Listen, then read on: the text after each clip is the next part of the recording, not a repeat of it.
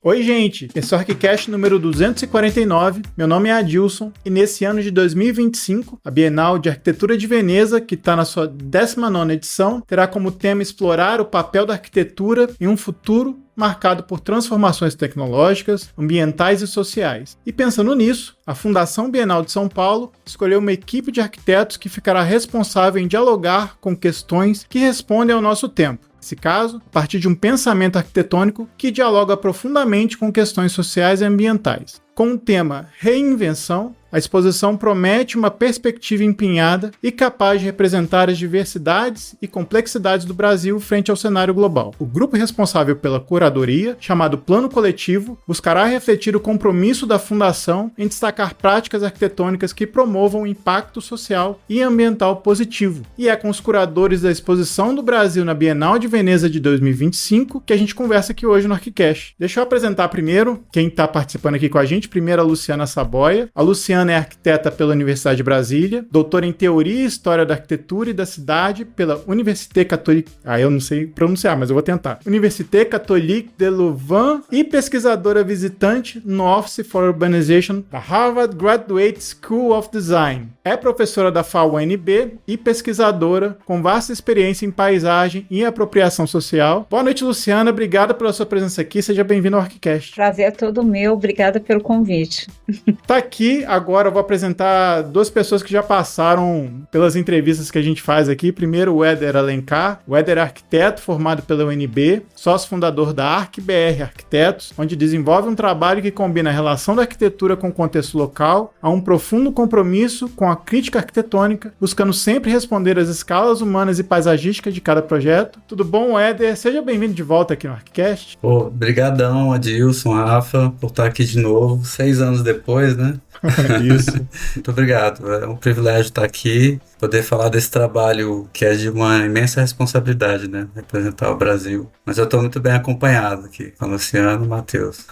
Muito legal. Tá aqui também, o Éder já deu o spoiler, o Matheus Seco. Matheus é arquiteto formado pela UNB, mestre em Architectural Design pela Bartlett School of Architecture, sócio fundador da Bloco Arquitetos, desenvolve um trabalho que reflete o interesse na relação direta do projeto, com condicionantes específicas e respeito pelo contexto local. Boa noite, Matheus. Seja bem-vindo de volta também. Obrigado pela sua presença aqui para conversar com a gente. Obrigado, Adilson, Rafa, pelo convite. Como eu estava comentando mais cedo, assim, a gente aqui do Bloco é super fã do trabalho de vocês do ArchiCast. Parabenizar pela longevidade do podcast, sempre com assuntos super interessantes, né? Então, pra gente é um prazer estar aqui. Como o Éder comentou, está sendo uma experiência incrível trabalhar com os dois, né? Então a gente vai poder falar um pouco mais sobre isso hoje. Muito bom, obrigado. Tá aqui para conversar com os três, o Rafa. E aí, Rafa, como é que você tá? Tudo bem, obrigado, Matheus, Éder e Luciana pela presença. É um privilégio aqui a gente poder escutar um pouquinho sobre esse grande encontro aí, né? Grandes profissionais aí trabalhando por um objetivo. Tenho certeza que a nossa audiência vai gostar. Vamos que vamos. Obrigado pelo tempo de vocês. Isso aí. E antes da pauta, a gente vai para os e-mails, comentários e outras cositas más.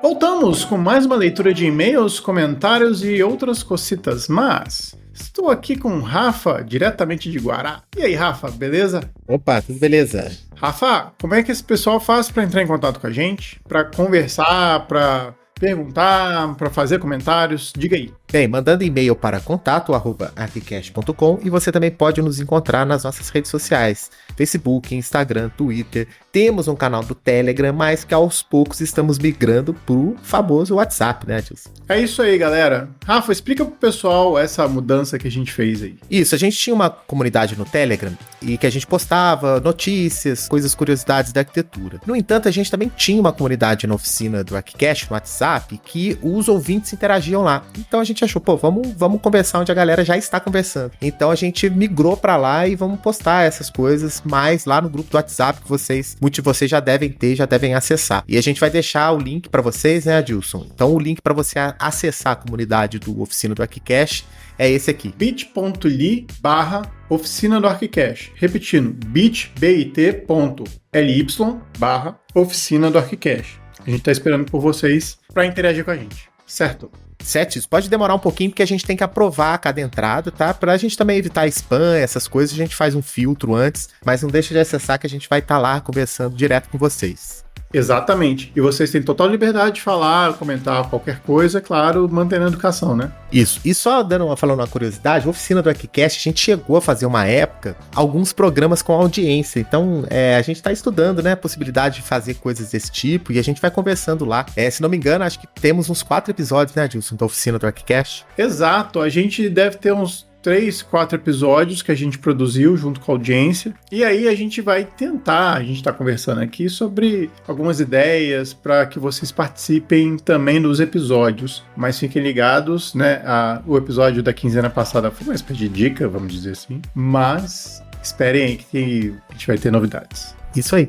Bom, pessoal, se vocês não sabem, se não viram a capa, esse episódio tá falando da exposição do Brasil na Bienal de Veneza esse ano. Então a gente conversou com os curadores e tem uma coisa legal, os curadores estão postando a montagem da exposição dessa semana, que a inauguração vai ser no final dessa semana do lançamento do episódio. Então, a dica que a gente dá, ouve o episódio e vejam as redes sociais dos curadores, né, do Matheus Seco, do Éder Alencar, e vocês vão ter um pouquinho do que tá sendo a exposição. Né, Rafa? Uma experiência diferente, né? Isso aí, uma experiência super bacana ver os bastidores aí da concepção do espaço de exposição, muito legal. Exatamente. Então a gente deixa vocês com o episódio de hoje. Boa diversão, galera. Valeu!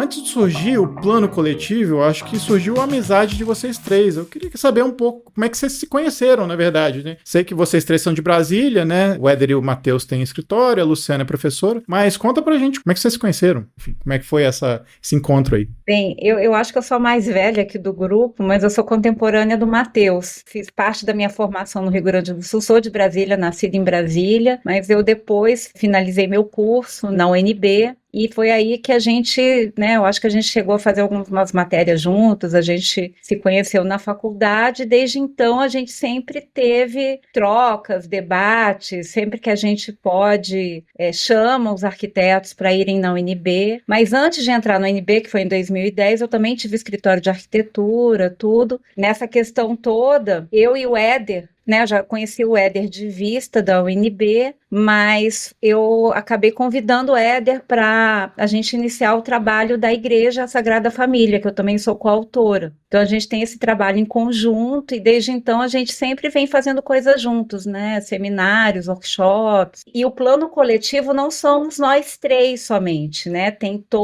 outros arquitetos, pesquisadores, que a ideia é justamente debater a cidade. Eu acho que depois a gente vai falar um pouco sobre isso, mas é isso, a gente vem dessa vontade de discutir a cidade. Eu acho que nossos caminhos se cruzaram, assim, várias vezes, né? A Luciana, como ela comentou, a gente na UNB chegou a ser contemporâneo, mas cursou algumas poucas matérias, né, Lu? Eu acho que não foi, assim, tão intenso naquela época, e depois começou a ficar mais, depois que a gente, encontros ali fora de escola, né? O Éder, mesma coisa, o Bloco e o ArcBR fizeram um trabalho em conjunto, que é um projeto que a gente fez aqui, inclusive com outro escritório, de um colega nosso, que é o MRGB, foi super interessante. A gente já fez também oficinas de projeto na UNB, inclusive que a Luciana estava, né? É uma relação que a gente tem entre nós aqui de longa data, né? E também com outros profissionais brasileiros, como a Luciana comentou, que acho que vai refletir depois no que a gente vai falar sobre o plano coletivo. Mas o que a gente tem tentado fazer sempre tem sido super rico esse convívio, desde sempre, né? Entre nós e entre nossas amizades aqui no mundo da arquitetura e agora esse campo ampliado. Então acho que talvez essa formação desse grupo, ela vem dessas relações anteriores que a gente tem tido, profissionais, acadêmicas, e interesse comum também, né? Interesses em comum.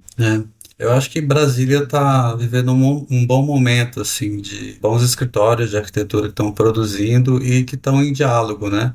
Tem essa proximidade que o Matheus e a Luciana já falaram, assim, tanto com a Luciana como o Matheus já tive a oportunidade de desenvolver outros trabalhos, de encontrar, de conversar, falar sobre arquitetura, e agora a gente está muito próximo, assim, muitos dos escritórios estão no mesmo setor aqui em Brasília, que a Luciana apelidou de setor dos arquitetos sul, o que facilita mais ainda, né, esse contato, assim. Então, tanto para desenvolver trabalho quanto para a gente se encontrar, ir almoçar junto, tomar uma cerveja, bater um papo. Isso é muito legal, assim. Legal. E como que surgiu essa ideia de participarem como proponentes, ou isso foi um convite? Como é que foi esse processo aí de escolha, né, do plano coletivo como o responsável, né, pela curadoria? Como é que foi esse processo aí de bastidores? Acho que a Luciana pode falar que eu acho que ela é a pivô, ela é a culpada aqui. Eu recebi o convite logo de imediato. Eu sempre achei que essas questões têm que ser formadas e discutidas de forma coletiva. De imediato, eu já chamei o Matheus e o Éder e a gente resolveu apresentar uma proposta em conjunto. A gente recebeu esse convite sabendo que essa é uma espécie de concorrência, né? Exatamente. E aí a gente se apresentou como plano coletivo, formalizando esses diálogos e esses debates que estavam acontecendo de uma forma um tanto mais informal. E uma vez que a gente começou o processo, inclusive incluiu outras pessoas nesse grupo. Então não somos nós três, mas a ideia é ampliar essa relação entre arquitetura, cidade, num debate mais público e não ficar tão restrito tanto à universidade ou como nos círculos profissionais, mas ampliar um debate maior com a cidade, e a gente achou que essa era uma boa oportunidade da gente formalizar isso, né? Foi engraçado porque, assim, todo mundo com seus afazeres, aquela correria do dia a dia, a Luciana ligou para nós dois, assim, a gente meio que se falou quase a mesma hora. Olha, tem um mês, acho que era um mês, né, Lu, que a gente tinha para formalizar essa proposta completa, né, da curadoria, tanto do projeto tipográfico, da instalação tipográfica que a gente acabou fazendo, quanto do tema, né? A gente tinha que propor alguma coisa aderente ao tema do Carlo Ratti, em geral, e a gente, nessa correria do dia a dia, vamos lá, na mesma hora eu topei, na mesma hora o Éder topou também, ficou, assim, na mesma noite, foi numa noite, né, que a gente decidiu fazer isso, e aí no dia seguinte a gente começou a pensar em como é que a gente ia organizar, porque é um trabalho muito novo para os três, né? Esse trabalho de curadoria é uma coisa que nenhum de nós tinha feito antes. E eu fico imaginando também, né, que é uma exposição também que representa o Brasil, né, ali em Veneza. Eu não sei se vocês já foram à Bienal, assim, eu nunca tive a oportunidade de ir, mas não sei se algum de vocês três já foi. Não fui. Eu fui a de artes. Pois é, eu fico imaginando assim, dou aula e às vezes eu comento a Bienal de Veneza, a gente já entrevistou inclusive alguns curadores aqui, né, e assim, tá um pouco nos livros de história também, então é uma coisa meio que impactante pra gente, né, quando a gente, por exemplo, entrevista aqui nomes importantes como vocês também, então deve ser impactante no bom sentido pra vocês, nossa, e agora? Como é que vai ser, né? Então, eu queria saber como é que essa reação, assim, depois que vocês foram escolhidos aí pra fazer a curadoria, como é que depois foi essa notícia, como é que foi organizar isso, ai meu Deus do céu, né? Foi engraçado, porque eu tava no escritório, né, participando de uma reunião online, e aí por acaso meu e-mail estava aberto e eu recebi a notícia, né, que a gente tinha sido escolhido, assim, porque, engraçado, assim, eu não sei se o Matheus e a Luciana tiveram o mesmo sentimento, mas a gente passou um mês muito intenso discutindo, assim, o que em si já foi algo muito enriquecedor, assim, né, pra gente, porque a gente teve contato com outros profissionais, outros pesquisadores, e o debate foi muito bom, assim, e você entregar um trabalho desse já é uma vitória, assim, né, uma conquista, assim. Não esperava, então quando eu vi aquela notícia foi algo assim emocionante mesmo, assim, e ao mesmo tempo bate o peso da responsabilidade, né? Eu lembro que a gente compartilhou a carta, né, que chegou assim entre nós aqui, falando, gente, veja isso aqui é verdade mesmo, isso é real. Não, mas é emocionante porque é um pavilhão projetado pelo Henrique Mindlin. O Pavilhão do Brasil tem esse espaço consolidado no Jardine, que é um espaço muito especial dentro do Parque da Bienal, que inclusive essa área foi projetada pelo Carlos Scarpa. Então, quando a gente começa a ver, eu acho que o Brasil, eu não tenho certeza absoluta, mas eu acho que ele participou praticamente de todas as bienais, né? E a gente vem também da última Bienal que ganhou o Leão de Ouro, né? Inclusive com o Paulo Tavares, que também é professor da UNB, e a Gabriela Matos, né, que foram os curadores. Então, foi uma honra imensa estar, né, nesse campo de discussão e principalmente trazer o aspecto da curadoria como uma curadoria de pesquisas, práticas e processos, além de, claro, a gente vai discutir projetos e obras, mas e trazer esse debate além disso. Então eu acho que isso foi uma coisa assim muito... A gente já estava feliz de fazer a proposta, ganhar foi surpreendente, mas a gente já estava feliz de ter feito o debate, isso foi muito bom também. Nesse um mês intenso que a gente passou discutindo, né, porque curadoria é uma coisa assim que pra gente começa como algo muito abstrato, né? Como qualquer projeto também, né? Que essa ideia abstrata que você vai articulando. Só que num campo novo pra nós, como esse da curadoria, era uma camada de dificuldade a mais, de complexidade que pra gente interessou também. Então, foi um amadurecimento muito interessante, né? De juntar essas ideias que a gente tinha com o próprio projeto projeto da tipografia, e a gente começou a fazer alguns contatos muito no tempo que dava, com algumas dessas pessoas que a gente achava que tinham relação com o que a gente queria falar. Então, alguns deles são coisas que a gente tinha lido, algumas coisas que a gente tinha visto, outras pessoas a gente conversou diretamente, né, mas não teve tempo de conversar com todo mundo. E foi muito interessante que depois, no momento que a gente ganhou, a gente falou, agora a gente vai ter que sentar com essas pessoas e aprofundar esse debate. E todos acharam o que a gente tinha proposto super interessante, se colocaram à disposição para ajudar também. Então, assim, tem sido, e a própria Fundação Bienal, que é a responsável por organizar essa representação brasileira, tanto de arte quanto de arquitetura, tem uma equipe, né, o Fernando, inclusive, faz parte dela, que é muito experiente e é incrível. Então, assim, é só gente muito legal de trabalhar, tem sido um prazer isso, assim, de pegar aquilo ali. Então, a gente vê essa ideia que começava muito abstrata, chegou na proposta com uma coisa um pouco mais articulada e tá no final, eu diria que ela só melhorou, sabe? A gente não perdeu. Às vezes a gente tem essa coisa de dimensão, né? De realizar aquilo ali, você acaba perdendo uma coisa ou outra. No nosso caso, pelo menos eu acho que ela só ganhou corpo, sabe? Assim, ela foi, é como se ela tivesse começado com aquelas sementinhas, a semente ela manteve a força dela e foi ganhando, sei lá, uma raiz assim mais fincada, né? Isso, enfim, tem sido, desde esse momento que a gente ganhou até agora, uma experiência muito, muito legal. A quantidade de pessoas que está colaborando, assim, né, é muito incrível, que se dispõe a colaborar de forma, né, voluntária, é muito, muito legal, assim. Não, e de fato a gente está colocando em prática o que a gente sempre, né, clama muito, principalmente na academia, da interdisciplinariedade, das trocas de saberes, etc. Então, a gente conseguiu juntar, sei lá, arqueólogos com agrônomos, com arquitetos, com pesquisas extremamente diversas sobre projeto, com uma equipe gigantesca de colaboradores que sem eles seria impossível, como se a gente estivesse produzindo uma outra pesquisa em cima da proposta que vai se consolidando e ao mesmo tempo de uma forma muito operacional, porque ao fim e ao cabo a gente tem que montar uma instalação lá no pavilhão que já está, daqui a um mês mais ou menos, eu já vou estar lá na Itália, então a coisa está dando muito rápido. Uma das pessoas também que entrou com a gente nesse início foi um engenheiro que chama Miguel Maratá, que é um engenheiro português, que é um cara, assim, a gente já teve oportunidade de trabalhar com ele profissionalmente também, algumas vezes, que é um cara incrível, super demandado ali, e na hora que a gente comentou com ele, o Miguel, a gente precisa de uma assessoria aqui, a gente quer fazer isso, ele topou na hora também. Então ele entrou com a gente desde o concurso ali, propondo a instalação que a gente queria fazer, calculou pra gente, olha, o que vocês querem fazer é viável, vamos fazer isso e tal, fez os cálculos, mandou pra gente. Então assim, é uma pena que quando a gente ganhou ele não tava aqui, né? A gente ligou pra ele na hora, né? Assim, Miguel, você não acredita. E a gente comemorou muito aqui assim, e depois a gente foi contatando todo mundo que a gente tinha falado lá atrás para realmente entrar no barco, né, com a gente. Então foi muito, muito legal.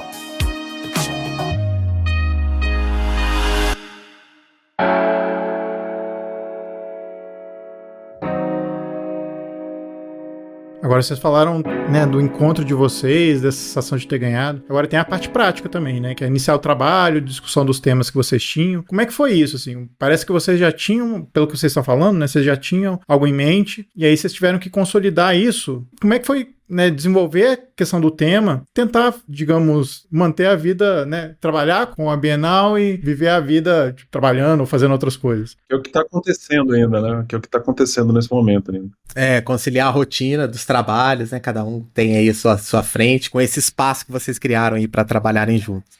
Na verdade, muito do conteúdo que a gente está trazendo para a Bienal já são pesquisas em desenvolvimento, ou são pesquisas dentro da academia, dissertações, teses, mas também práticas, projetos que a gente viu, conversou com os arquitetos, etc., processo. Então, foi uma curadoria no sentido de trazer esse recorte para a exposição. Então, foi um trabalho coletivo também. A gente nem pode dizer que o conteúdo é todo só nosso, né? De todo mundo. Eu acho que todo mundo foi muito generoso, como o Matheus colocou aqui, de trazer essa discussão e debater no sentido de, como é que se diz? Evocar estratégias projetuais e não só elencar obras e arquitetos. Que lições a gente pode trazer isso para um mundo que está assolado pela questão climática, questão social, as nossas diferenças aqui, a gente sabe quanto é complicado esse quadro e como que o projeto pode fazer a diferença, né? Enquanto arquiteto, enquanto cidadão mesmo. Então teve essa discussão de fundo, né? Tem um tema que a Luciana já conheceu, o Eduardo Neves, que é o arqueólogo que está com a gente no grupo, né, contribuindo no grupo. E tem um tema que é uma das coisas que ele desenvolve, que e, inclusive é um tema relativamente recente na arqueologia amazônica, que é essa descoberta dos geoglifos na floresta por meio dessas leituras a laser. Enfim, começou isso de uma forma um pouco aleatória, porque começou com essas leituras para você calcular a quantidade de carbono aprisionado na floresta, enfim. E isso lateralmente começou a descobrir umas formações sob a floresta que está de pé ainda, junto com algumas áreas que estão sendo desmatadas que também revelam isso, que demonstram que a Amazônia é ocupada há muito mais tempo que se imaginava. Existe toda várias pesquisas a respeito disso, e isso é uma coisa que encantava a gente, já, de antemão, assim. A Luciana conhecia, tinha lido alguma coisa, o Éder também, e a gente, por algum motivo, começou a falar sobre isso, e a gente começou a pensar nesses paralelos, né, que poderiam existir, porque isso pra gente é uma demonstração, primeiro, de uma ocupação equilibrada da floresta amazônica, uma espécie de simbiose até. É muito bonito o que o Eduardo fala sobre a floresta é uma pirâmide, né? A floresta na verdade, ela é o vestígio da ocupação humana, né? Ela é o resultado dessa interação homem e natureza. E a gente imaginar esse equilíbrio, será que esse equilíbrio é possível na cidade contemporânea? Que lições a gente pode aprender com isso? E aí a gente mirou na cidade contemporânea e começou a discutir esses assuntos também na cidade contemporânea, né? Então a gente começou meio que naturalmente a olhar esses dois polos, né? Da arqueologia amazônica e cidade contemporânea, que ponte que existe entre os dois, o que a gente consegue tirar como lição, estratégia, e sempre colocando o projeto de arquitetura como uma ferramenta de mediação entre diversas narrativas diferentes, diversos interesses e possibilidades, né? Começou um pouco por aí, assim, por essa questão da arqueologia amazônica e depois esse salto que a gente fez. O próprio, né, hoje em dia a gente já está desenvolvido, e como que a gente representaria isso? Acho que uma coisa que foi muito trabalhosa, que está sendo muito trabalhosa, é como a gente representar isso com desenho, né? Como é que a gente tira o olhar, às vezes, de um projeto já muito conhecido, às vezes alguma coisa muito conhecida, e desloca para talvez algum preconceito ou conceito pré-estabelecido que exista nessa leitura, e olha para a estratégia que a gente pode extrair desse projeto. Então, um trabalho que tem sido feito muito interessante é como representar isso graficamente. A gente se propôs a não usar fotos nas pranchas principais, né? Esses assuntos que a gente está comentando aqui estão sendo representados através de desenhos, digamos assim, arquitetônicos. Então, e são desenhos que a gente tentou fazer de uma forma que a gente extraísse o sentido daquilo, não um desenho simples, né? Em termos de representação. Então, isso está sendo muito legal. Tem um grupo de estudantes imenso e arquitetos, né, grande, assim, que estudantes arquitetos, alunos da Luciana, ex-alunos, enfim, que estão ajudando a desenvolver isso com a gente, né? A gente senta, discute. Não, e no Rio também tem o grupo URCA, né, da UFRJ, com vários estudantes lá. Tem gente em Porto Alegre também discutindo, na Bahia, da UFBA, do Amazonas, né? Então tem vários pesquisadores de outros lugares também que de alguma forma ou de outra, São Paulo, enfim, Minas, eu até estou com medo de citar para não esquecer ninguém, mas a gente tem ampliado esse debate pedindo colaborações assim muito intensas, principalmente com esse grupo do Rio, que tem sido um grande parceiro de pesquisa aqui com o nosso grupo aqui da UNB. Eu vou voltar um pouco na questão da Amazônia, que o Matheus comentou, que a gente tem descoberto cada vez mais coisas interessantes assim, sobre a Amazônia por meio desse contato que a gente está tendo, né, com os arqueólogos e com as pesquisas. É interessante perceber como a própria floresta contém ali uma ideia de projeto, né? Essa relação de equilíbrio entre homem e natureza, vendo o que se fez na Amazônia e o que está sendo revelado, é uma ação sobre a natureza, sobre o território, transformando essa natureza, não destruindo, mas transformando essa natureza. Então tem aí uma ideia de projeto como devir, né, como desígnio, de uma consciência humana do lugar, do meio em que vive, e transformar essa natureza, essa geografia do lugar e tal, mas, na verdade, enriquecendo essa natureza em vez de destruindo, né? Como é o que a gente vê hoje acontecendo em muitos lugares na Amazônia. Então, essa ideia de projeto, ela se liga fortemente com essa discussão que a gente está tendo, que inclui a responsabilidade do arquiteto em pensar as cidades, né? O arquiteto não está distanciado da discussão e da resolução dos problemas que envolvem as questões socioambientais contemporâneas.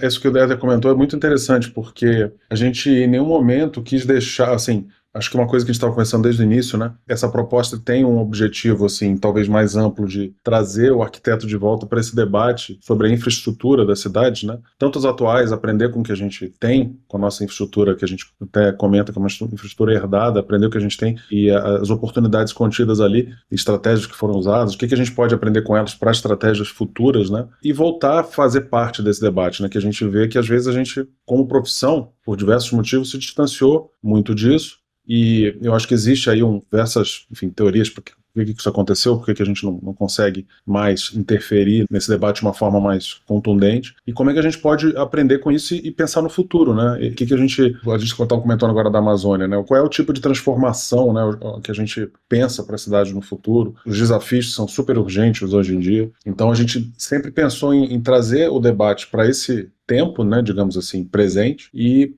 apontar alguns caminhos possíveis, né, para a nossa profissão. Então, você comentou alguma coisa, Adilson, sobre escritório, conciliar o escritório, né? Talvez essas questões em pequeníssima escala, ou média escala, alguma coisa, e eventualmente em grande escala, a gente lida com isso, né? A Luciana, na prática dela, a gente também nos escritórios. Essa discussão da Bienal amplifica também alguns interesses que a gente já tinha e tem, e isso acaba sendo muito interessante para o escritório. É lógico que para o dia a dia do escritório, no nosso caso, né, a gente está mais ligado a isso, é um desafio sempre. Acho que o Éder está mais acostumado porque ele participa muito de concurso, de projeto, ele está mais acostumado. A gente raramente participa lá no bloco, né? A gente participa, na verdade, a gente participa de outras coisas que também, sei lá, participação de AB, até a gente até comentou um pouco sobre isso, CAL, essas coisas, que são atividades que a gente também vê como uma amplificação de alguns interesses, mas que tiram o teu tempo do escritório, né? Como é que você organiza isso? E isso é sempre complicado. Agora, na Bienal, que a gente está na reta final, mistura tudo, né? Assim, você teve uma parte do processo que o pessoal que estava trabalhando na Bienal estava dentro dos nossos escritórios. Agora a gente montou um QG lá na Universidade de Brasília e todo mundo fica lá. Então a gente, algumas vezes por semana, vai para lá, meio que muda o escritório da Bienal, digamos assim, a sede para lá. Que também é muito legal, né? Assim, também aqui no nosso caso, é uma aproximação que a gente tem tentado fazer com a academia, né? Várias formas, o escritório lá dentro, a academia dentro do escritório, enfim, uma coisa que a gente pode falar depois também sobre esse setor de arquiteto sul, né? Que a Luciana comentou, é o setor comercial sul, uma área de Brasília Central, que ao longo dos últimos 3 anos, talvez 4, tem virado um polo, digamos, de novo. Vários escritórios estão indo para lá. A própria UNB fez alguns eventos ali com alunos, então essa proximidade física que o fim da pandemia permitiu, a gente meio que está tentando exacerbar essa possibilidade lá, ela também eu acho que tem parte nessa ebulição de possibilidades e ideias que a gente tem tido e os debates, né? Porque é o tipo da coisa que a proximidade permite, né? Eu queria só reforçar um ponto que eu acho que o Éder e o Matheus colocaram muito bem, mas eu acho que isso foi um ponto crucial, foi como fazer esse entrelaçamento entre tempo, né, de um Brasil que começa, sei lá, 12 mil anos atrás, pelos povos originários, e essa contemporaneidade. E talvez uma palavra-chave seja essa questão da infraestrutura, que não é só uma infraestrutura do jeito que a gente conhece, extremamente urbana, de mobilidade, água, energia, etc., mas essa infraestrutura não humana, que são as infraestruturas verdes, os córregos, as vegetações, a fauna, a flora. Como que é esse entrelaçamento e como que a gente vê hoje ações ou gestos projetuais que conseguem entrelaçar isso. Então, vocês estão falando da UNB, uma das estratégias, por exemplo, que a gente vivencia lá na Universidade de Brasília, é esse que a gente chamou de plataforma jardim. Então, como que essa mega estrutura, que é o ICC, recebe um jardim que praticamente diminuiu 90% da água que ele fornecia ali. Acabou, o abastecimento diminuiu radicalmente. Por quê? Porque são espécies do cerrado ou espécies adaptadas que vão ter o ciclo de vida do cerrado. Então, ela nasce, cresce, morre, planta de novo. E ela vai tendo essa característica ao longo do tempo que já estava potencializado pelo projeto, pelas áreas verdes e essa relação interno e externo que o ICC tem ali na Faculdade de Arquitetura, nos outros com as entradas, mas que potencializa essa relação com o cerrado dentro de uma edificação gigantesca, né? Então, a gente começou a pegar na macro escala, uma relação muito multiescalar, como é que estariam essas engenhosidades, né? O que a gente poderia tirar, não como réplica do projeto, mas réplica de ações projetuais que a gente pode tentar fazer a diferença, né? Como é que a gente pode repensar esses espaços, unindo a relação, né, meio ambiente, a relação social, etc. Interessante que a Luciana comentou, essa coisa da estratégia, né, e do nome. A gente foi dando nomes. É como se a gente pegasse um livro, assim, e pudesse extrair de alguns projetos estratégias que você conseguisse aplicar em outras situações, né? Então, estava comentando sobre a dificuldade de graficar isso. Tem desde a questão de como a gente vai falar sobre a estratégia. Então, na verdade, a gente propôs que a instalação lá da exposição funcionasse como uma espécie de percurso e descoberta, porque essas estratégias, elas estão embutidas em certos projetos e a gente tenta extrair do projeto a estratégia. Então, às vezes, você vai olhar um desenho e não vai, talvez, entender que projeto é aquele numa primeira vista. Mas depois a gente tem desenhos complementares que você vai conseguir entender, principalmente entender a lógica, talvez, uma das lógicas embutidas ali, e como ela pode ser aplicada no futuro ou adaptada, né? Porque a gente também não está, é uma coisa que a gente coloca no texto, que não é questão de exaltar uma coisa específica ou não ser crítico em relação a algumas coisas. É lógico que existem as contradições sempre, né? A gente tem que lidar com elas, né? Na nossa profissão é muito isso, né? Mas como que você pode olhar isso de uma forma crítica, aprender com isso e aplicar no futuro? Então, é uma coisa bem proativa nesse sentido, né? Muito legal.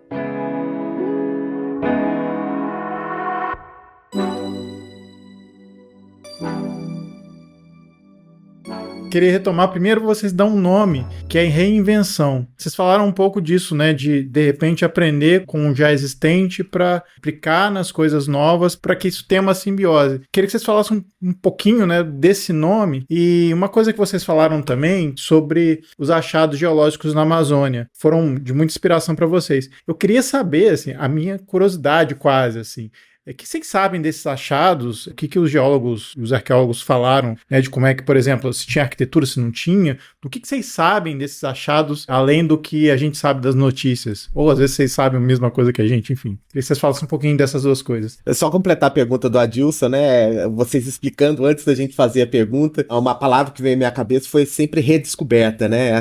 Um pouco dessa coisa cíclica, assim, né? De pegar e devolver, que é muito natural do projeto também, né? E aí, assim, por que é a escolha da invenção? Porque da onde surgiu a palavra invenção? Por que ela se tornou aí prioritária no texto, né? Essa coisa que você falou da descoberta, essas descobertas, na verdade, ela conta uma outra história do Brasil, né? Que não é a história oficial, a história eurocentrada, assim, né? Mas a história de um povo que habitou o Brasil, é o território, né?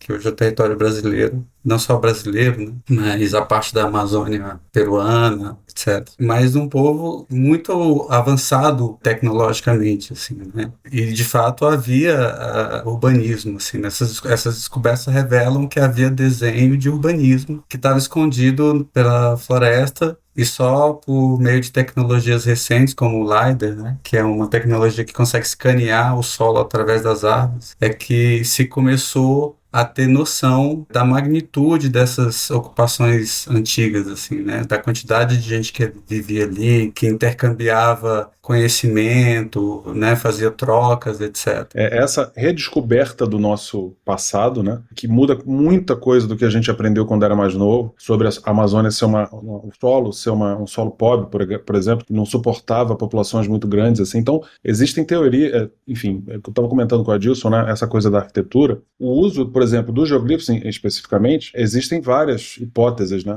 gente estava comentando sobre isso, do que era isso. O Eduardo Neves fala uma coisa muito interessante, né, de como é que ele começa a descrever a arqueologia como se fosse astronomia, né, e a astronomia às vezes pega a luz de uma estrela que já morreu há milhões de anos, então ela está olhando num registro do passado, digamos assim, e a arqueologia tem uma coisa parecida, né? Você pega aquilo ali, então vários indícios e, enfim, análises de solo e tal, e você tem várias formas de criar hipóteses para isso. Então, o que pra gente é super interessante. A gente começou com uma ideia muito abstrata disso e quando a gente ganhou a concorrência e começou a se aprofundar nisso, ficou um negócio riquíssimo, né? De discussões, assim, dessas possibilidades. Então, muda muito a nossa cabeça em relação ao que a Amazônia pode ter sido, por exemplo, antes, há 12 mil anos, né? Todos esses vestígios, o que eles significam e essa questão da relação mesmo entre homem e natureza, né? É muito interessante como a floresta, essa domesticação de plantas transformou a floresta em si, né? A floresta é é um monumento, digamos assim, da transformação humana. É um patrimônio cultural, né? Não só natural. A gente tinha lido algumas coisas depois dessa questão dessa aproximação que a gente fez maior. A gente aprendeu muita coisa também e se deu conta que a gente também tem que aprender muito, aquela coisa, né? Quando você começa a aprofundar no tema, você entende que você ainda tem muito que aprender. A gente tem um pesquisador aqui em Brasília que chama Francisco Pugliese, que foi aluno do Eduardo Neves, que está ajudando muito a gente aqui. A gente senta à tarde com ele na universidade, começa a conversar, dá vontade de ir até... Ele volta, assim, das escavações, que ele passa 2 semanas metido, assim, sem sinal de internet nem nada, chega aqui com a cabeça fervilhando e a gente começa a discutir com ele e vira uma conversa, né, de hipóteses interessantíssimas, assim, sobre essa ocupação e sobre como que essa população vivia na relação dela com a natureza. Então, cada vez a gente, né, tem mais ideias, né?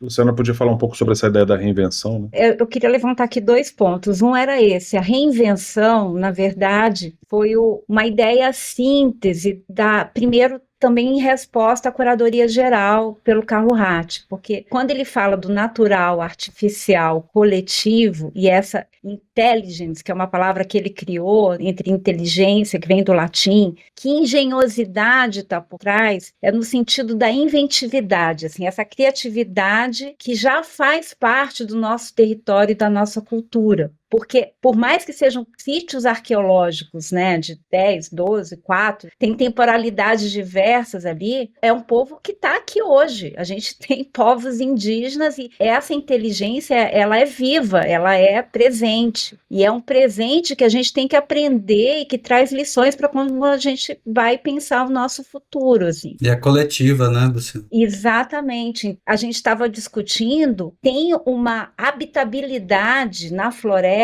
de domínio de território, de ocupação, que é bastante densa, porque, por exemplo, a gente estava falando sobre os rios serem caminhos, quando a gente fala, tal rio, ele não é totalmente navegável, mas para os indígenas, para os povos originários eram, porque o tipo de navegação dele, ele sai do rio, tem a queda d'água, continua, então eles transitavam de maneira muito livre por esse território, com várias formas de manejo. E aí, sobre esses achados, a gente está redesenhando uma outra forma de representação, né, desse território, né, com coisas inéditas, né, que ainda não foram desenhadas, habitações. Eu nem sei até que ponto a gente pode contar tudo aqui, mas está sendo incrível essa forma de pensar como representar, né?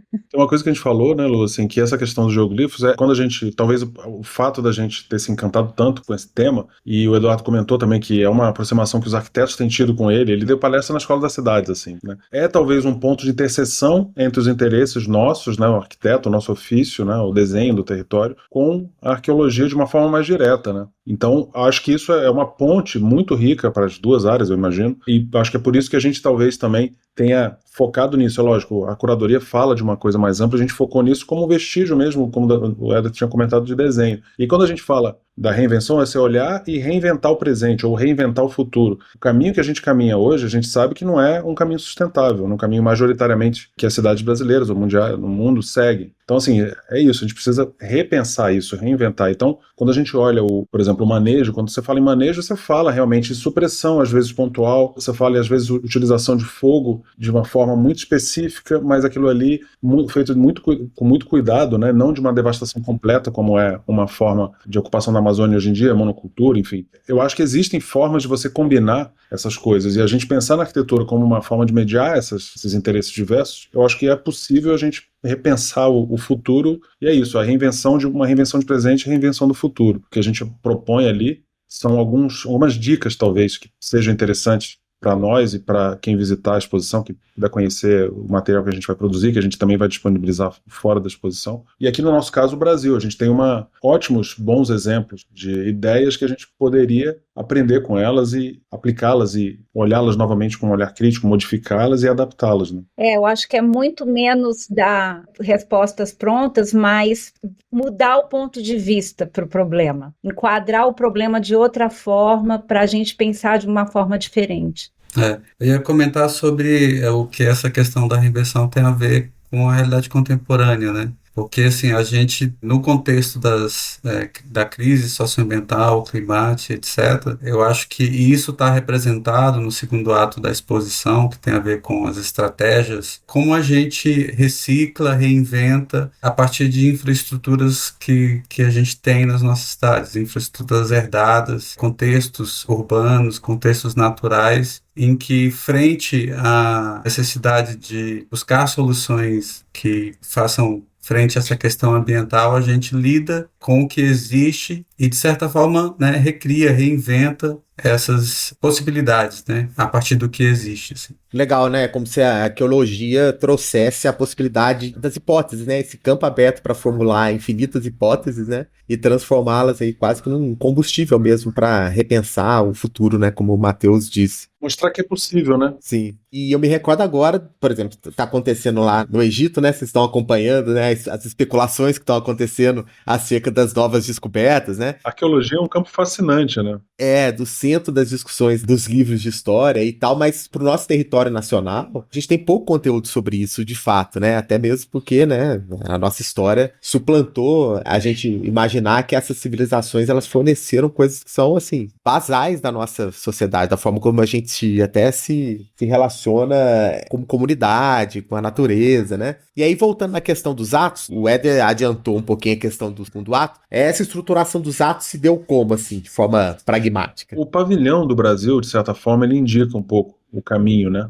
É muito interessante porque ele tem essa divisão de um eixo central, né, muito marcado, e dessas duas salas, uma menor e outra maior. Uma coisa muito interessante que está acontecendo, que a gente deu sorte, muita sorte, né, foi a revitalização dele. Os arquitetos associados há uns anos, quando eles fizeram a curadoria, que foi muito conturbada porque foi no meio da pandemia, né, foi atrasada a abertura, enfim, foi super complexa, e uma das coisas que eles propunham era usar parte desse recurso para revitalizar o pavilhão do Brasil, né, que estava muitos anos sem reforma, tinham sofrido algumas modificações muito sérias, assim, de fechamento da primeira sala, né, que estão duas janelonas abertas para fora. Passou anos com aquilo ali fechado, porque foram criados depósitos e tal. Agora a nossa exposição ela vai abrir no momento em que o pavilhão vai ser reaberto de acordo com a forma original dele, que é incrível, porque essa primeira sala ela é muito aberta e a segunda sala ela é mais introspectiva, com uma iluminação zenital, uma iluminação por cima, né, de umas janelas altas. A zenital ela é uma janela alta ali, que é como se fosse é que eu estava comentando, é um percurso pré-definido, como você vai fazer aí a exposição. Então, a gente sempre teve essa ideia, essa espacial em mente. Estava em todo momento lá, a gente ia e voltava na ideia e pensando nesse pavilhão. Então, essa ideia dos dois atos, ela acho que teve essa influência direta da arquitetura do pavilhão, né? E aí eu acho que se encaixou um pouco nesses dois momentos, né? Que é uma síntese, é claro, do assunto, né? Mas essa divisão dos dois momentos. Um momento, você entra nessa sala amazônica, que a gente chama, e que ele informa um pouco do que a gente vai falar na segunda sala, que já é, inclusive a instalação, ela muda, né? O jeito que a gente expõe os projetos ele é diferente na primeira sala e na segunda sala. Acho que a gente pode falar um pouco mais sobre isso, Éder, Luciano. Eu ia até perguntar, porque tem um desenho que eu vi de um expositor, vocês provavelmente fizeram. Tem isso também, né, de fazer os expositores, enfim, você tá falando de desenhos, enfim. O expositor é uma peça primordial ali, né? A gente não revelou tanto deles ainda, mas ele é uma peça essencial, na verdade, nessa exposição. Né? Só uma curiosidade, aquelas bolinhas são roldanas ou não? São roldanas. E elas estão, de fato, em equilíbrio. É a busca de equilíbrio, literalmente. A gente pensou numa instalação, né, que lidasse com essa noção do equilíbrio, que eu acho que o conceito do equilíbrio está relacionado fortemente com os dois atos, assim, tanto com a questão amazônica, quanto com as estratégias projetuais que, enfim, que a gente entende que são estratégias que dão respostas que podem ser replicadas e adaptadas em contextos, em realidades diferentes, né? Inclusive, são estratégias que a gente fez uma curadoria de estratégias que estão em projetos em regiões diversas do Brasil, né? A gente teve esse cuidado também. A instalação, ela, de certa forma, como a Éder comentou, ela é um reflexo, talvez, de alguns dos princípios que estejam ali nas estratégias, né? Ela utiliza o mínimo de elementos possível para reconfigurar, né? Ela se apoia no pavilhão, ela usa o pavilhão como um suporte para o que ela vai fazer. A instalação fotográfica em si, que a gente desenhou, ela é uma aplicação um pouco desses princípios. Ela é muito leve, ela foi feita para ser desmontada e reutilizada depois, né? Os materiais dela serem reutilizados de diversas formas. E ela é assim, num primeiro momento, ela é toda apoiada no chão, na primeira sala, os elementos estão estão apoiados no chão, e na segunda sala ela está toda suspensa, né? Então os elementos que a gente vê em uma, talvez a gente veja aplicado de outra forma em suspensão na outra, inclusive com uma pequena movimentação ali que vai acontecer pelo fato dela estar, como o Rafa bem comentou, pendurada por roldanas, pesos e contrapesos, né, cabos de aço, que esse jogo de forças vai manter os painéis suspensos no pavilhão. E vai tocar o pavilhão em pouquíssimos pontos, né? A curiosidade, vocês participam desse processo de confecção? Vocês vão pra lá? Como é que é essa parte da... A gente chega na montagem final, nos 15 dias finais de montagem. A que eu estava falando, a suspensão da instalação vai acontecer talvez quando a gente chegar lá, espero, né? A gente tem uma equipe lá de uma empresa italiana que está em contato com a gente desenha, manda para eles falam, olha, isso aqui dá para fazer, aqui não dá. O processo de restauro do pavilhão tem sido muito importante, porque não sabia exatamente como é que foi construída aquela cobertura, por exemplo. Na semana passada a gente recebeu uma foto da estrutura de vigas e laje que passa lá em cima. Então, por exemplo, parte dessa laje é uma laje mista, né? A gente está fixando essa instalação em 2 vigas laterais que ninguém sabia exatamente onde elas estavam. Então, o restauro permitiu arrancar um pouquinho do reboco e ver onde é que estava aquilo ali, e fixar. Sorte nossa, que a gente propôs estava pegando exatamente nessas vigas, né? Na verdade, tudo isso é possível fazer nesse tempo, porque tem toda uma equipe da Fundação Bienal de São Paulo que trabalha com produção, que já é uma equipe lá conhecida. Então, a gente aproveita de toda essa expertise também para fazer essa mediação. Mas a parte, tanto, vamos dizer assim, de mais teórica e mais acadêmica, não só ela é feita aqui, mas com a parte também de produção desses desenhos. Então, nessa primeira sala, não é só que está apoiado. O chão é o próprio mapa da Amazônia, com todas essas marcações de sítios arqueológicos, tudo é uma cartografia que ainda não tinha sido desenhada. Parceria com o projeto da arqueologia, a gente conseguiu um computador para rodar isso, porque era tanto dado que os nossos computadores não estavam dando conta de gerar essa cartografia, né? Então, é um desafio técnico também de colocar isso, e ao mesmo tempo de maneira bem analógica, porque é um desenho, na verdade a gente está como se desenhasse um urbanismo arqueológico daquela época, assim, né? Então está sendo muito interessante cartografar isso. Todas essas discussões, Adilson, a gente no meio, né, enfim, no início, meio, agora já até me confundo. Quando a gente começa a conversar com eles, né, a ocupação da América do Sul, América Latina, enfim, do continente da América do Sul, tem a civilização inca muito interessante, e os vestígios de pedra na civilização que ficaram de uma forma um pouco mais, talvez, reconhecível, né, pra gente, e a gente fala desse contraponto com a civilização amazônica, que o vestígio dela, como ela construía, digamos assim, eram materiais, por exemplo, não era pedra é raro ali. Agora, existia também uma das descobertas recentes que também se utilizava pedra nas bordas dessa área da Amazônia Central. Não se sabe exatamente o que, lógico, existem as teorias, tem a Serra da Muralha que tem alguns vestígios de pedra ali, mas não sabia exatamente o que era aquilo, se era um encontro da civilização inca com isso, enfim. O que eu queria dizer é que essa ideia de pedra poderia ter feito parte de uma forma muito rara, né, muito pontual dessas construções. Madeira, talvez material biodegradável, né, que ao longo dos anos some, mas o vestígio da terra preta de índio que a gente comenta, né, que quanto mais o ser humano fica ali e ocupa, ele modifica o solo também, pelo que ele caça, pelo que ele, né, cava ali. A gente procurou fazer um paralelo também disso, né? A instalação, ela usa madeira também, basicamente. O suporte, logicamente, é um outro formato, né, mais contemporâneo de utilização dessas placas. Só que a pedra está lá também. A pedra, digamos, pontualmente, ela é usada como um contrapeso, digamos assim, para manter essa estrutura pendurada, né? A gente usa o peso da pedra. A madeira é o suporte dessa impressão que a gente fica imaginando que, assim, poxa, depois que desmontar isso e essas peças de madeira puderem ser usadas para mobiliário ou alguma coisa assim, a memória da instalação vai estar lá, porque vai ter trechos dessa impressão vão estar na madeira. Então, tem também um paralelo que a gente imaginou dessa estratégia, elementos mínimos e recicláveis e reaproveitáveis e tal, com a construção, né, amazônica, digamos assim, uma forma possível de se construir de uma forma menos impactante, né, para o meio ambiente, e também essa ideia de usar uma engenhosidade para levantar aquilo ali, talvez. Uma coisa muito simples, como a Luciana comentou, muito analógica, trazer essa ideia de você voltar a olhar desenho. Hoje em dia a gente está muito acostumado a ver imagem, aquilo ali talvez fique muito superficial, e o desenho é uma forma que a gente tem, arquiteto, né, de explorar uma outra forma de representação e às vezes olhar características daquele projeto, daquele... E tem uma certa poesia que é como a gente vê e está reinterpretando nosso passado pela arqueologia, que é através dos vestígios, toda essa madeira, ela é estrutural, então ela pode ser usada para mobiliário, etc., para mas ela vai deixar o vestígio desses desenhos, ele leva a marca do desenho que está impresso na madeira, então tem uma certa memória, mesmo tendo um outro reuso, uma outra forma posterior, assim. Então praticamente não tem, todos os materiais podem ser utilizados ali quando terminar a exposição. Muito bom.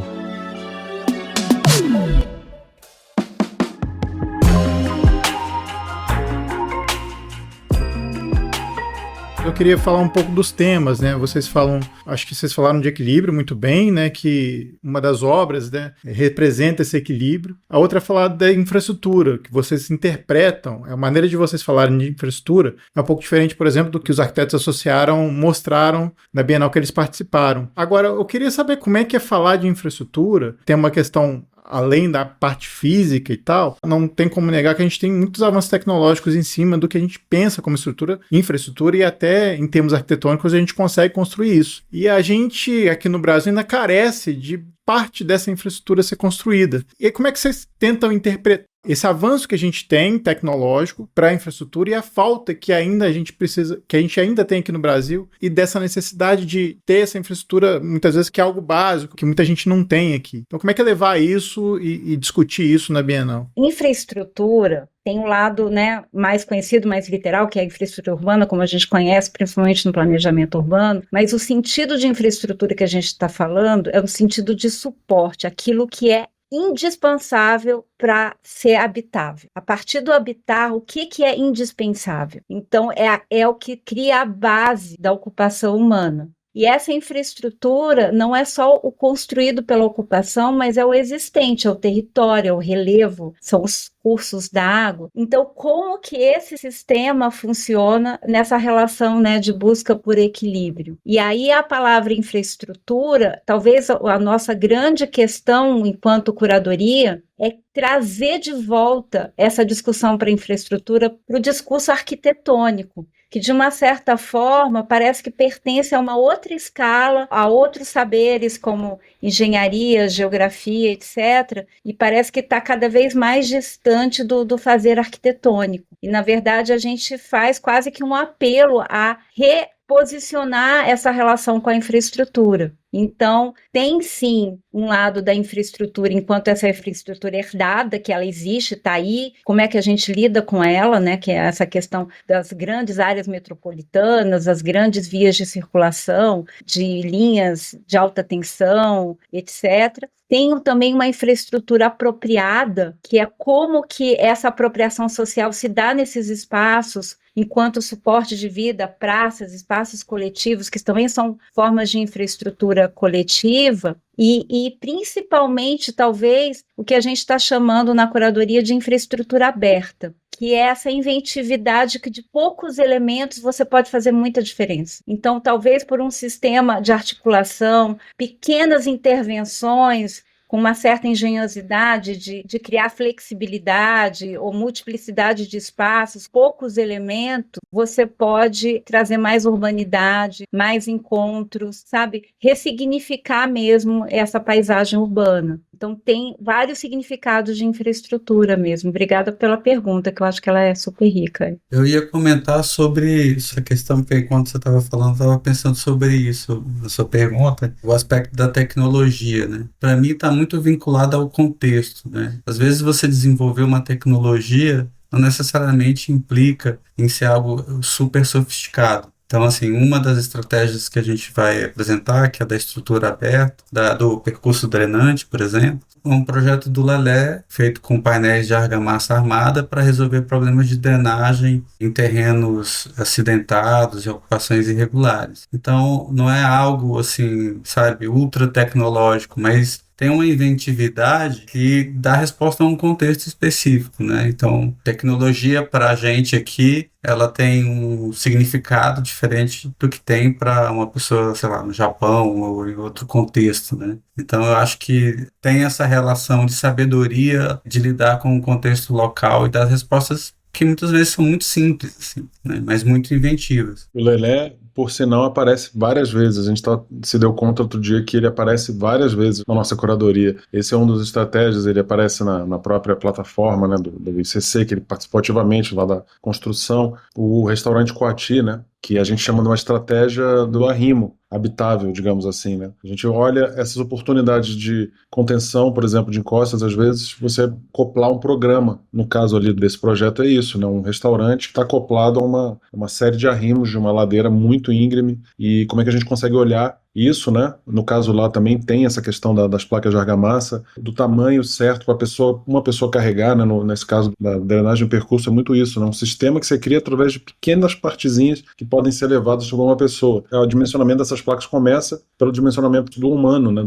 Da pessoa que vai carregar aquilo ali. Então a gente vê muita beleza nisso, nessa sabedoria que, às vezes, por vários motivos, elas podem ser esquecidas, como a gente pode aprender com elas e olhar.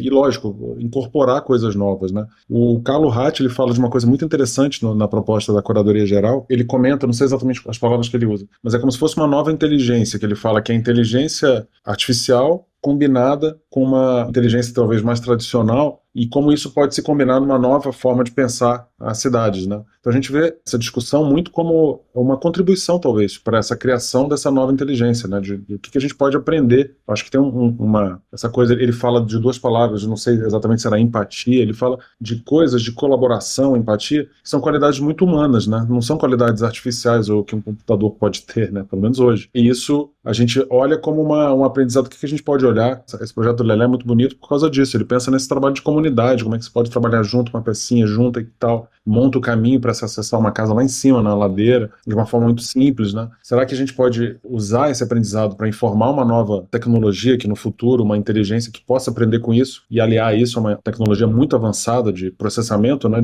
na inteligência artificial, de processamento de dados e informações de grande volume, né? O que a gente pode contribuir para a criação dessa nova inteligência, né?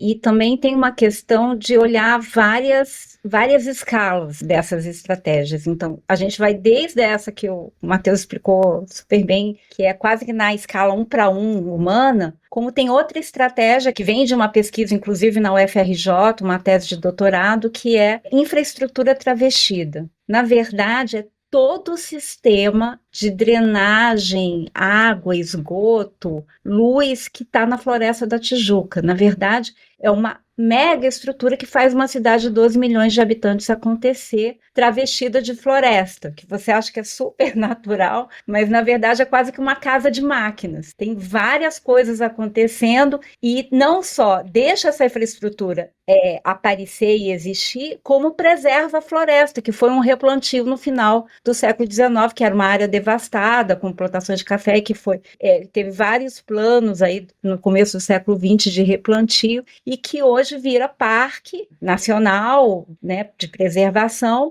mas que completamente permeado de usos coletivos, é incrível percorrer a Floresta da Tijuca e você ter essa visão da cidade a partir da floresta em pleno área urbana tão densa como o Rio de Janeiro. É bonito pensar tanto quando a gente fala da ocupação da Amazônia Central, por exemplo, uma Floresta da Tijuca, essa compatibilidade, né, entre cultura e natureza, que eu acho que de várias formas as estratégias que a gente seleciona falam disso, né? Às vezes não diretamente da natureza presente ou fazendo parte disso, mas indiretamente, né? De você aproveitar coisas construídas para ressignificá-las ou aprender com aquilo para aplicar em outros lugares, né? Então acho que é um pouco por aí. Eu ia comentar a respeito das infraestruturas. Vocês devem ter se deparado com as hipóteses também, né, de que certas espécies e tal na Amazônia também possivelmente foram levadas pelos habitantes, né? Elas não são assim naturalis, né? Elas foram levadas, né, em algum fenômeno de migração também. Acho que tem essa coisa interessante. Você estava falando sobre a tecnologia, né? É interessante você citou a questão dos índios navegando nos rios e tal. Eles faziam isso antes de Arquimedes, né? Talvez, assim, há uma sensibilidade por descobrir esses elementos pela uma simbiose mesmo da natureza, né? Que nós somos, né, pertencentes, não da ideia de controle e tal. Eu acho que o resgate desses temas para as reflexões contemporâneas, eu acho assim, tá realmente no topo das agendas, né? E eu acho que trazer isso de forma sensível, como vocês estão propondo, tô super curioso para ver. Eu acho que é um super empurrão aí para as novas práticas, né? Sobretudo para arquitetura no Brasil, né? Que a gente tem muitos desafios aí para vencer a respeito do nosso território desorganizado, né? É um país muito desigual, né? O que eu andar disso, coloca isso, eu acho que é muito interessante, né, Dilson? A gente tem aqui de exemplos super interessantes os piores exemplos possíveis também, né? Tudo convivendo no mesmo território. Então, assim, é super complexo, né? Eu acho que é um debate que a gente não tem muito como fugir dele. A gente convive com essas diferenças muito agudas de acesso à cidade, de acesso à moradia, de qualidade, né? De território urbano, enfim. Então, isso eu acho que na nossa profissão, né,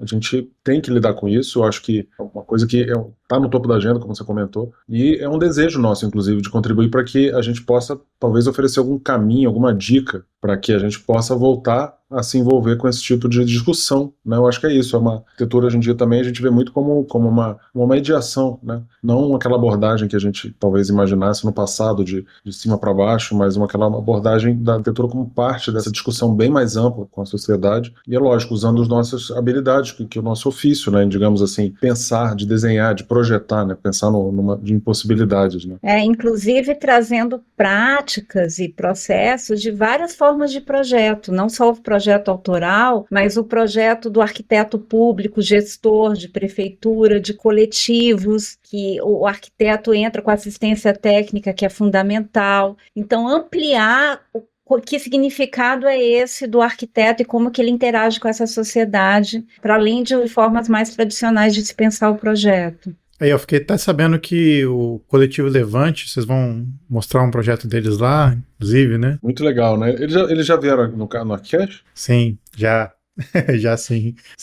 Ótimos, né? Não, são incríveis. É isso que a Luciana comentou, né? Aquilo ali, o projeto, um deles que a gente está trazendo, que é talvez o mais conhecido, que é o Favelinha, né, o Centro Cultural, ele parte de uma demanda da comunidade, né? O arquiteto entra ali e articula isso, de uma certa forma. Não foi o arquiteto que foi encomenda, assim, ele não chega ali, ele entra como parte do processo, se envolve nesse processo, e ele, junto com o coletivo, acho bonito, inclusive, a ideia de chamar de coletivo, né? O Coletivo Levante é arquiteto, é o agitador cultural, o Cadu, né? Que é um cara fora de série. Esse cara é um cara fora de série, que estava ali desde o início. Então, assim, é muito legal a gente pensar como é que a gente pode potencializar essa transformação saindo da visão tradicional da profissão, que eu acho que hoje também já tá pouco, a gente já está um pouco superado em relação a isso, mas eu acho que a curadoria tenta fazer isso e ampliar. Os exemplos que estão ali são exemplos diversos, né? O coletivo é isso, e vários outros também têm várias formas de atuação do arquiteto e nessa moldagem da realidade, né? A gente sempre faz episódios do Pritzker, né? E eu sou sempre encucado, assim, eles sempre trazem temas que abordam isso, sustentabilidade. Agora também com o Jacan, né? Que os tijolos Rebirth lá, ou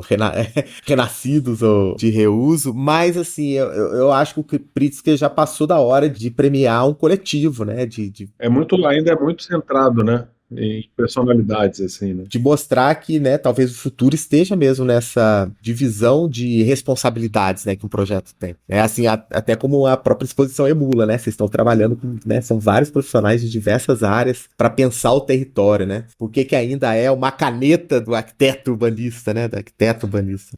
E a gente está buscando evidenciar a ideia de projeto como diálogo mesmo, mais do que como um discurso de imposição, mais como mediação, diálogo, e a dimensão coletiva é muito importante, né, no contexto. A gente, nessa que eu estava comentando agora do Francisco Pugliese, do arqueólogo, que a gente tem encontrado muito, é muito interessante ver, primeiro, a reação nossa quando a gente ouve as histórias dele e vice-versa. Assim, quando a gente começou a graficar o que ele contava pra gente, né, e imaginar desenho de território com as coisas que ele contava pra gente, ele também falava, caramba, isso é incrível, sabe? Então, assim, essa coisa do que a gente tem como possibilidade, como nosso ofício de projetar essa realidade possível, também é muito importante. Eu acho que isso tem uma força que a gente ainda não se deu conta. Eu acho que isso é uma coisa que a gente cada vez... E aí quando você se junta com outros atores, digamos assim, que são responsáveis por moldar essa realidade, a transformação positiva que a gente pode conseguir é muito forte, né? E é muito necessária. E aqui no Brasil, que eu estava comentando, essas diferenças imensas que a gente tem, eu acho que é essencial, na verdade, né?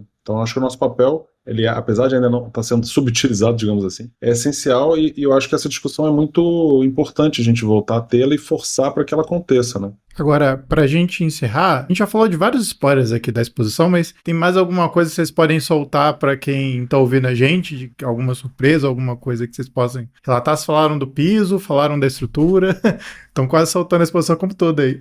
Agora tem que ir em Veneza, a gente não vai mais falar nada, não. O Adilson, é interessante porque essas últimas semanas que estão sendo os preparativos finais para começar a produzir e tal lá, a gente está começando a ver que realmente vai ser construído o negócio.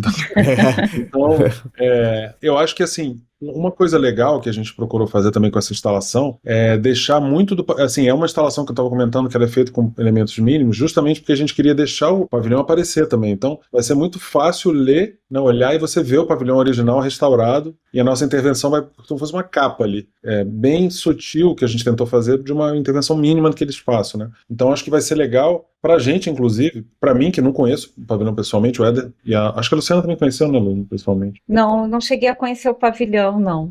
Vai ser incrível vê-lo nesse formato original, né? Enfim, e como spoiler, a gente pode comentar, comentando do Lelé, né? Pensar, eu acho que, de certa forma, indiretamente, acabou sendo um aprofundamento no que ele, na produção dele, de diversas formas, em conjunto com pessoas, sozinho, trabalhando sozinho. O trabalho do Lelé em si é um exemplo dessa múltipla forma de trabalhar em conjunto, com um olhar muito voltado para a produção de como fazer, né? Eu acho que é uma coisa que é uma lição que o Lelé, ele apresenta, de dizer, cara, como vou fazer? O que eu tenho acesso? Né? Como que eu posso usar essas coisas que eu tenho acesso para produzir algo que tenha total a ver com o seu contexto. Inclusive a linguagem dele é uma linguagem que se adapta muito ao contexto de produção fábrica. Talvez um outro, não sei se é necessariamente um spoiler, mas só para complementar o que o Matheus está dizendo, que tem um aspecto de materialização de conceito pelo projeto da instalação, mas a própria exposição é uma exposição que não tem materialidade de objetos ou imagens propriamente ditas,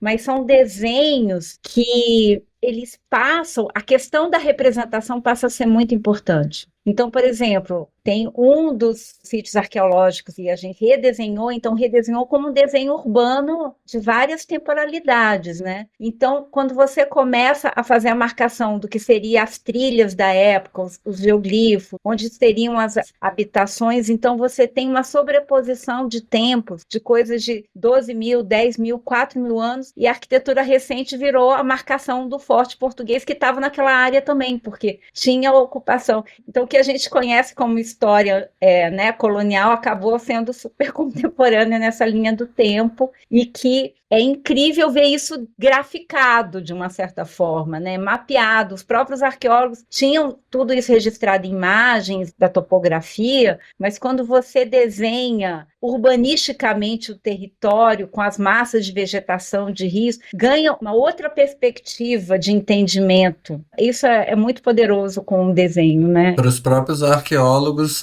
foi uma surpresa ver isso, né? Para o Chico e tal. É como se, assim, as camadas de ocupação desse território, elas naturalmente fossem modificando o território, fossem transformando a terra. Na verdade, é o que acontece. A terra vai ficando cada vez mais propensa a receber, fica mais fértil, né? Essa terra preta que eu comentei, a terra super fértil. Acontece por causa da ocupação, e aquilo ali incentiva mais ocupações. Então, você tem várias camadas de ocupações humanas ali, que são, às vezes, seguindo trilhas ancestrais, né? O território está ocupado e moldado, inclusive a locação dele tem a ver com ocupações ancestrais. Então, não, até hoje, né? Todas as BRs são trilhas indígenas ancestrais, né? A gente fez um mapa, acho que talvez isso seja um spoiler legal. A gente fez um mapa no chão gigantesco que você vai poder olhar essa localização, porque assim, o que se descobriu, por exemplo, dos geoglifos ainda é uma pequeníssima parte do que existe. Eles estão vendo que o negócio é uma rede muito, muito densa com essas ligações. Então, quando você entrar na sala, você vai conseguir... A gente fez ampliações de alguns, mas esse mapa dos rios, né, que é uma área específica ali do Acre,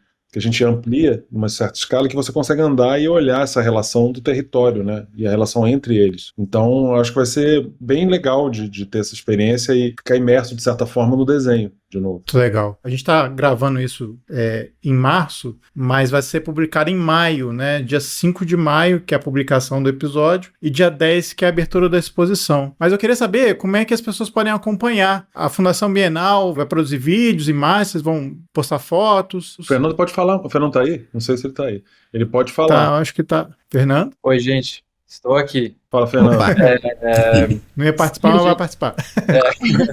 Sim, a gente vai fazer a divulgação em vídeo, a gente vai fazer registros também de todo o processo da expografia em si, então todo esse material de divulgação a gente vai ter. A gente vai filmar esse içamento da instalação, né? Exato, a gente vai ter esse registro do período específico da montagem desse içamento da estrutura, né? Então a gente vai ter um material bem legal também que a gente vai utilizar para divulgação não só das redes sociais da Bienal, mas a gente também eventualmente pode compartilhar. A gente pessoalmente também, Edilson, vai registrar o máximo disso, né? E a ideia, que a gente sabe que lógico que essa visita ao pavilhão é complicada às vezes, né? Assim, é bem complicada e tem toda a dificuldade logística. A gente vai disponibilizar também depois todo esse conteúdo. Isso vai ficar tanto os desenhos quanto as fotografias. Então a ideia é que aquilo ali possa, né, ser acessado por quem nunca for a Veneza também. Vai publicado no primeiro momento no site da Bienal. A gente vai criar um link ali específico dentro do site, com todo esse material, textos completos, os desenhos, isso é uma coisa que já está sendo feita, e eventualmente depois a gente vai pensar em outras formas de publicar esse conteúdo, né, e o que a gente conseguiu. Enfim, acho que isso pode gerar muitas discussões interessantes durante e pós-Bienal, né. É isso aí, para registro, né, de quem não puder para lá, né. Não, sem dúvida, espero que o trabalho de vocês seja uma mudança de chave aí também, em algumas infraestruturas das mentalidades, né, como costuma. Esqueci o nome do professor Delaikovic, como é que é?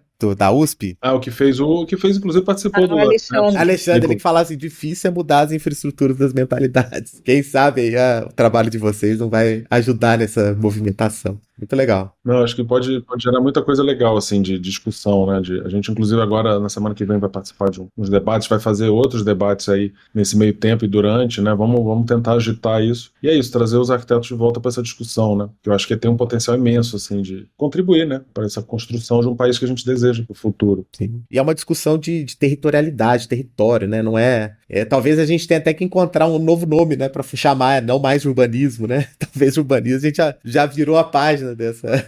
Temos que encontrar um outro nome. Tá acontecendo, né? A gente não tá mais falando de uma coisa que vai acontecer. Essa emergência climática tá aqui, né? Então isso é uma coisa muito urgente e muito complicada. A gente tem que entrar de cabeça aí nessa complicação e tentar contribuir da forma que a gente puder. Muito bom. A gente vai deixar na postagem também as redes da Bienal, as redes pessoais de vocês, se vocês forem divulgar alguma coisa, né? E, bom, gente, queria parabenizar vocês pela exposição, desejar muita sorte, que dê tudo certo, com certeza vai dar, e que a gente quer muito ver também o resultado disso tudo. E, enfim, parabéns para todos vocês. E agradecer primeiro a Luciana, que é a primeira vez que ela está aqui. Espero que você tenha gostado, Luciana, de conversar com a gente e falar um pouquinho dos trabalhos que você está fazendo com os dois. Com os dois e com o Plano, né? Que é muito mais que só vocês três. Não, tem sido um imenso prazer, um grande aprendizado. E eu acho que, né, funcionou muito bem essa parceria. Cada um entra numa frente, um faz uma coisa, faz outra, com muita discussão, principalmente também com toda a equipe, né? Tem uma equipe gigante aí de arquitetos ajudando a gente, empolgados. O pessoal vai todo mundo para Veneza, né? Isso é incrível. Eu acho que a gente vai invadir Veneza, assim, eu espero. Tá todo mundo muito feliz e engajado. É muito emocionante de ver isso acontecer em tão pouco tempo, né? Porque foram poucos meses de trabalho para chegar nisso daí. Muito obrigada aqui pela oportunidade de debater. Foi excelente o papo. Obrigada. E agora você tem que vir a Brasília também, aqui na UNB. Pois é. Eu conheci Brasília, olha só, conheci Brasília tem uns 2 anos atrás. Tem que ir para conhecer mais vocês, conhecer pessoalmente, beber uma cerveja. Não, a gente tem que mostrar o lado B de Brasília agora.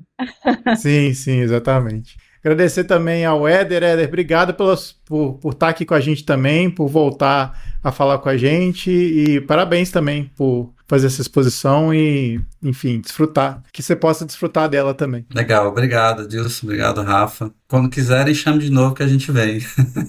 Muito bom.